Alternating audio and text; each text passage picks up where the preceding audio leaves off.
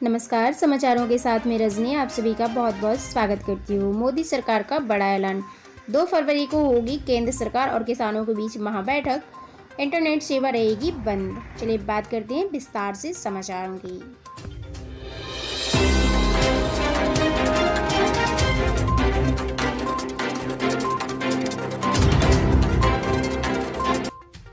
केंद्र और किसानों में बैठक 2 फरवरी को। सिंधु सीमा पर कड़ी सुरक्षा, इंटरनेट सेवा रहेगी बंद।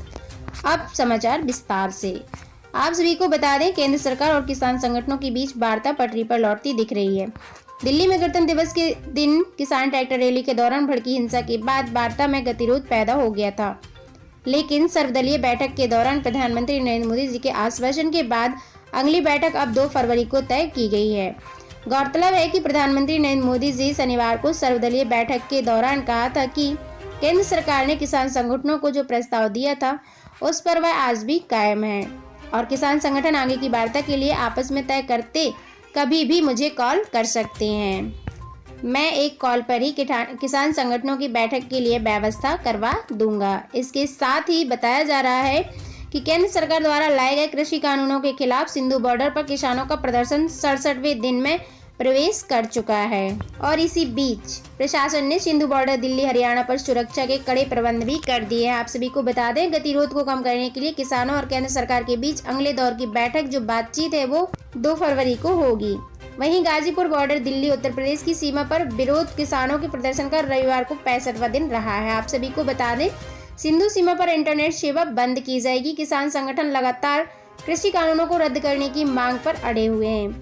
दिल्ली में गणतंत्र दिवस के अवसर पर भड़की हिंसा के बाद सार्वजनिक सुरक्षा को बनाए रखने के लिए केंद्रीय गृह मंत्रालय ने 29 जनवरी को रात 11 बजे से 31 जनवरी की रात 11 बजे तक ही 3 सीमा और उनके आसपास के क्षेत्रों में इंटरनेट सेवाओं को अस्थायी रूप से बंद कर दिया है।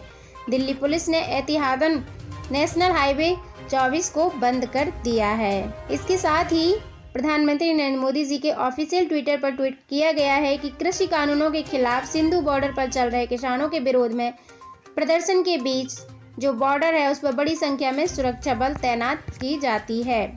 इसी के साथ ही सर्वदलीय बैठक में प्रधानमंत्री नरेंद्र मोदी जी की चर्चा हुई है। इसमें कहा गया है नरेंद्र मोदी जी के द्वारा कि उनकी सरकार प्रदर्शनकारियों किसानों की ओर से उठाए गए मुद्दों का बातचीत के जरिए समाधान निकालने का निरंतर प्रयास कर रही है। वीडियो कॉन्फ्रेंसिंग के जरिए संपन्न हुई इस बैठक में प्रधानमंत्री नरेंद्र मोदी जी ने यह भी कहा है कि 3 कृषि कानूनों को लेकर केंद्र सरकार ने जो प्रस्ताव दिया था वो आज भी बरकरार है। इसके साथ ही प्रधानमंत्री नरेंद्र मोदी जी ने नेताओं से कहा है कि कृषि मंत्री नरेंद्र सिंह तोमर जी प्रदर्शनकारियों यानी किसानों से सिर्फ एक फोन कॉल की दूरी पर ही हैं।